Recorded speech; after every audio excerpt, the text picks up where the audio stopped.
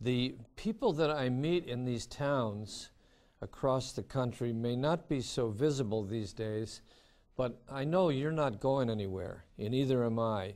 You are the heart and soul of the peace and justice movement. Meanwhile, fortunately, public opinion has continued to swing away from those wars. About 75% of Democrats and 55% of independents are against our policies in Afghanistan. In the last congressional cycle, 100 House members voted against further funding, and 162 voted in favor of an exit strategy, including a timetable for withdrawal. That would mean an expenditure in the trillions of dollars for these wars at a time of economic deficits and budget cuts. You cannot be a war hawk and a deficit hawk at the same time. The American casualties in these wars are over 5,000 dead, 1,000 of them under President Obama, and at least 100,000 Americans wounded. The Iraqi civilian casualties are covered up or blurred or minimized, but in Iraq they're in the hundreds of thousands, and in Afghanistan so far the numbers are in the tens of thousands. As Barbara Lee has pointed out, the peace movement can pressure President Obama to change his political calculus and campaign on a 2012 platform of trying to end two wars, or a platform of being bogged down in two wars.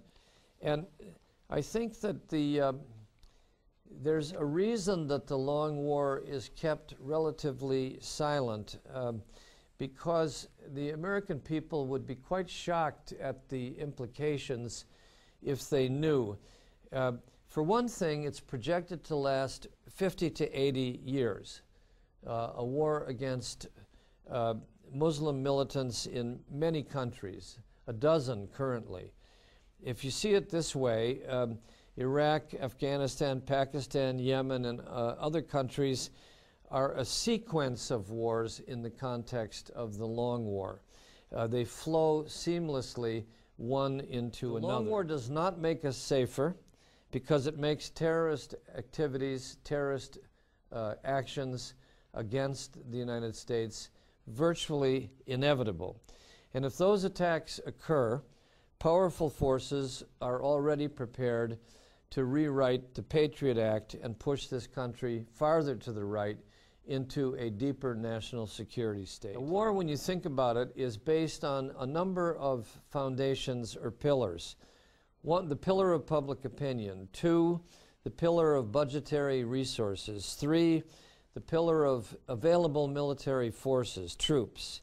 Four, the pillar of a global supportive alliance. Five, the pillar of moral reputation, among others. And if the government cannot be persuaded by logic, all that is left is to gradually wear out the government by wearing down these pillars. More deaths have occurred among active duty troops by suicide than combat deaths in Iraq and Afghanistan. So what do? The course of action should be to participate in counter-recruitment programs outside of high schools and community colleges, and always support funding for veterans. I would say take every opportunity to expand the reach of peace groups on the ground this year. Consciously, little things. Set out to double your membership. Each group should appoint a person to serve as a liaison to the clergy, to labor, to civic groups that are worried about budget cuts. We should assign volunteers to do counter-recruitment at high schools down the road. We should build huge email addresses of voters in progressive precincts. I just ask you to remember that we're protesting not only Iraq and Afghanistan and Pakistan and Yemen, but a future in which there will be a shadow over our children or lifted from them, in which democracy will be diminished or enhanced, in which our domestic budgets will be slashed or preserved, our deficits will be drastically increased or reduced, and our children's future determined before they're born, unless we stop the future being scheduled for us now. Are we trying to direct our message to the undecided? Who are we talking to? Ourselves to raise our spirits, or to others to persuade them? And if it's to persuade others, what is the most persuasive argument?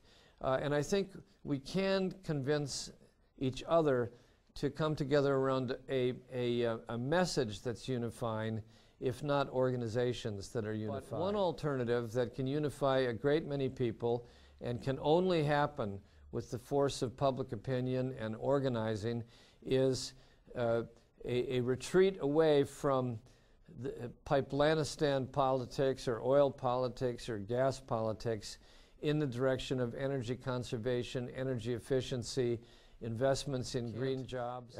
Wait for the big moment. You can maybe help prepare it, but you can be sure that slow, patient work is followed consistently by sudden moments of great opportunity. These wars are fought, among other reasons, for permanent access to oil, natural gas, minerals, pipelines. The national security policy of the United States is to consider Middle Eastern oil a national security issue. It couldn't be plainer than that.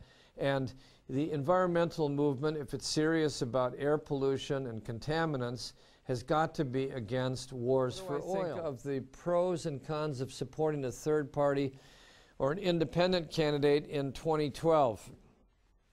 It's about that time, isn't it? I think it would have to be a candidate that I can't think of, so formidable. The only one who comes to mind is Michael Moore, because he's witty and he knows that he wouldn't be running to win, and he would probably get into good dialogues with Barack Obama. That isn't going to happen. He's lost a lot of the peace vote, the progressive vote, as I said earlier, and I think Barbara Lee is right in saying all we can do is put pressure on him to change his political calculation and try to run as a candidate in 2012, a candidate who is ending two wars instead of sinking us in two quagmires. At the moment, I don't see these conditions of civil resistance, but then again, you never do until it starts. I remember the day before the 60s, nobody said the 60s are coming. In late January 1960, nobody said 70,000 young people will be arrested in the next 3 or 4 months. And you know, the four that sat down at the lunch counter had no idea what they were going to set off.